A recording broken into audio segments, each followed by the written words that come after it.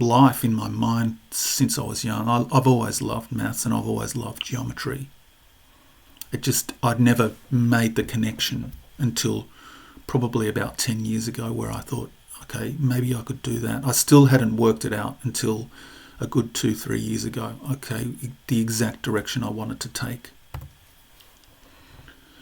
This one is called Purple 88. And what I like about this is the overlapping squares look like they're on top of the purple at times, but then it looks like you're looking through the purple. So there's a bit of an optical illusion going on here. This one is called Dancing Star. This uses a little bit of neurographic art, and I won't go into the details of that. You can look it up. And so the top part is the neurographic art and the underlay is the geometric art. And as you can see, this shape looks like it kind of forms a person figure, and that plays into the next design. So this one is called Aya Party. So that's taking that shape and making a female form out of it. And this one took quite a while to draw, just getting it right.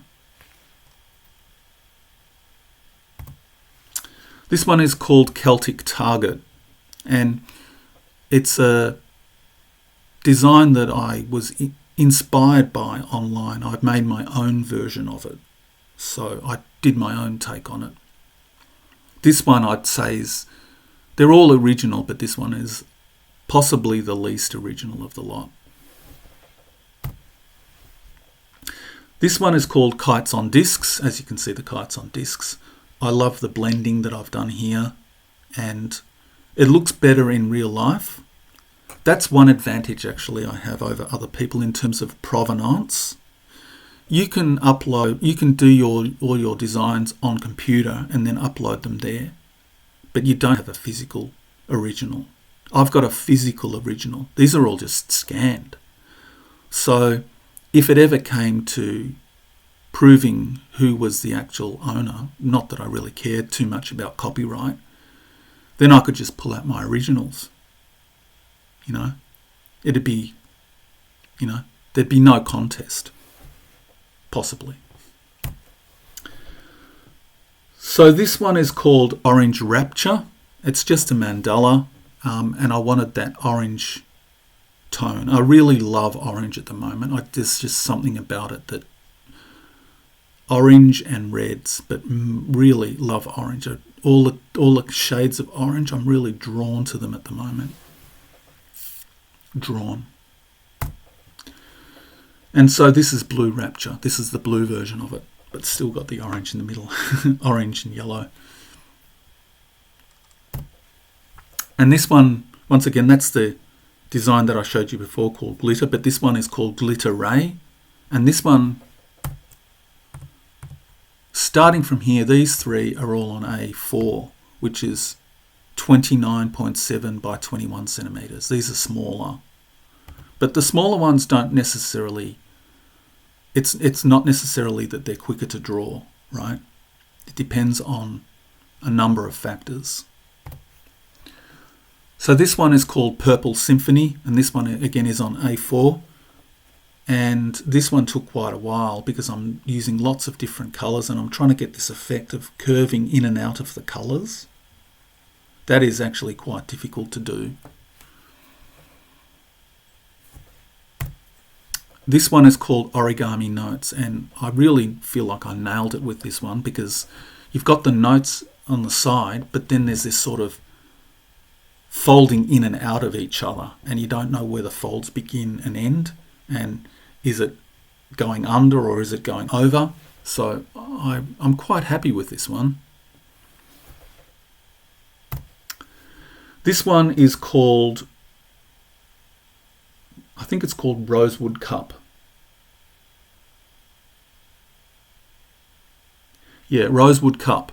So this is one of the ones where I've actually used a computer. So what I've done is I've gone to Desmos, the Desmos graphing tool. I've created overlapping graphs with it as a template, and then I've filled it in to make it look 3D looking. And I think that there's a way you could be looking at this and not even realising that there's been any computer intervention. And I really quite like these stars here. It's got a bit of an Aboriginal feel about it, Aboriginal art. This one is called Green Eggs in Space, and I wanted that shattered feel, but reflected. Very abstract art, right? Once again on A4. All the ones from back here are A4. Another little ditty. This one is just a smaller one on A4, but I'm using quite a bit of detail in there to get that bubbly feeling. It's nice to get that 3D aspect. This one, once again, similar to the last one. It's just a vignette, but it's got that 3D feel. It's got that sort of velvety feel that I wanted to capture. I don't use browns enough in my artwork. I'm really, like I said, I'm really drawn to the oranges at the moment. And even that brown can kind of be considered at times like a deep orange. That could almost be a deep orange. This one is called, what's it called? Red Balancing Act. So I wanted that gewgaw feel. You know what a gewgaw is? Like a little ornament on a mantelpiece that moves up and down. Just at that tipping point where it looks like it's going to fall apart, but it doesn't. It's all held together and all symmetrical as well. And I want to do better versions of this. I think I can do better versions of this. This is when I was really quite starting out. And this is the,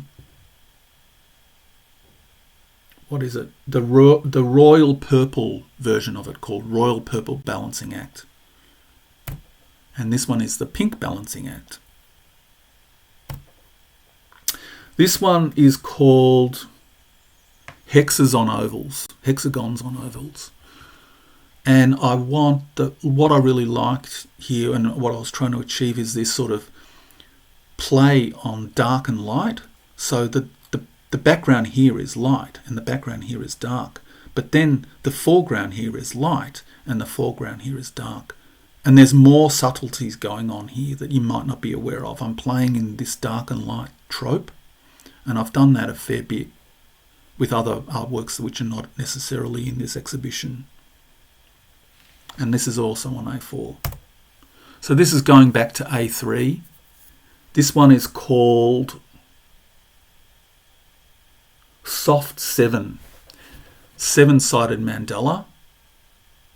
And it's actually using pencils with these ink pens to delineate the borders, right?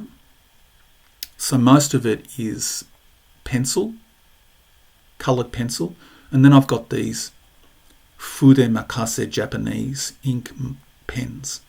I love them, but they're a rip-off because the ink runs out way too quickly.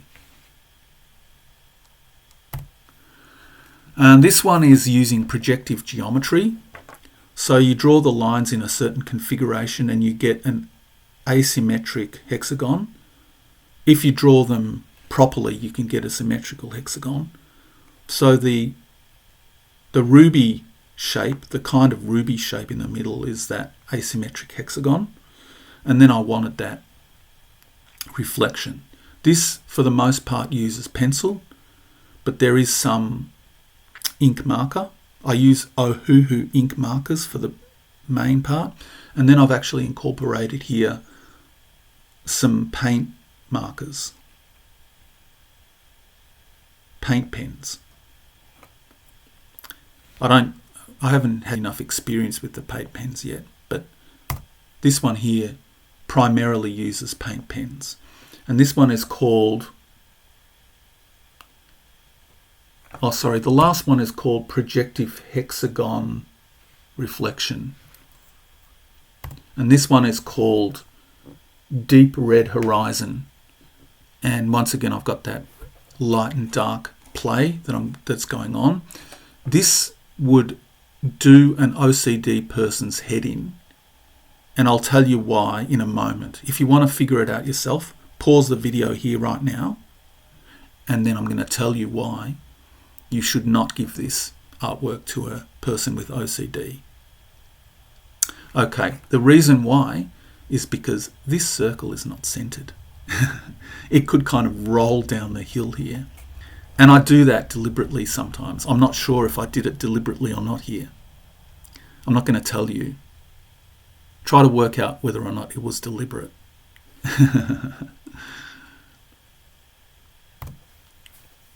This one is called Spaceman in Fishbowl. And it was one of those designs that just came out of nowhere. I was doodling effectively and I thought, this guy has just come out of nowhere and he wants to be in a fishbowl in colourful waves. This one is viewable as a time lapse on my Geometry Cat YouTube channel. And yeah, it's just a fun design. This uses primarily ink markers, but there's a coloured pencil section in here.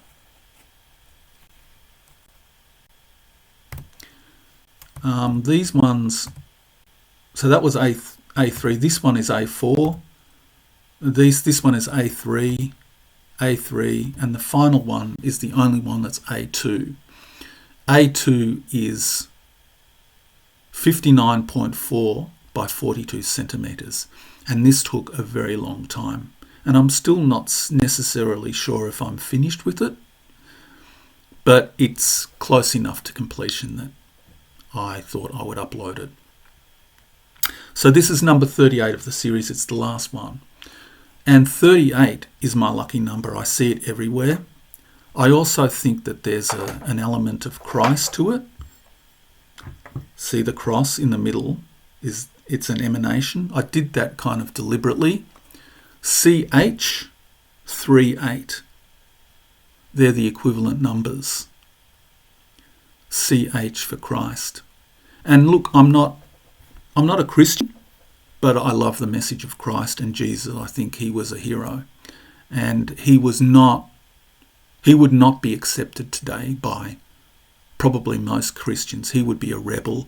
He would be anti-establishment. He would be hated. He would be sent to jail.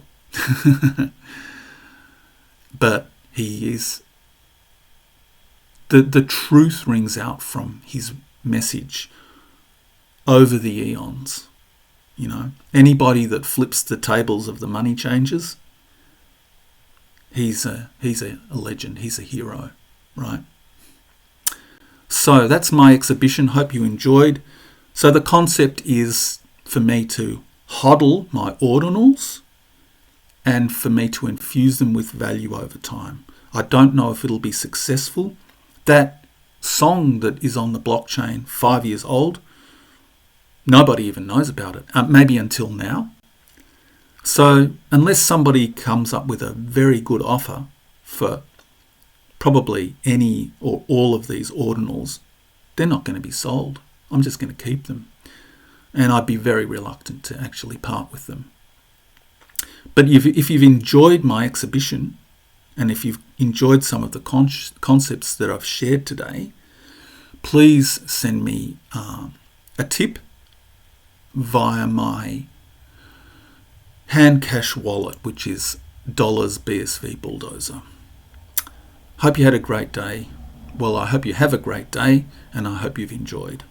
Bye for now.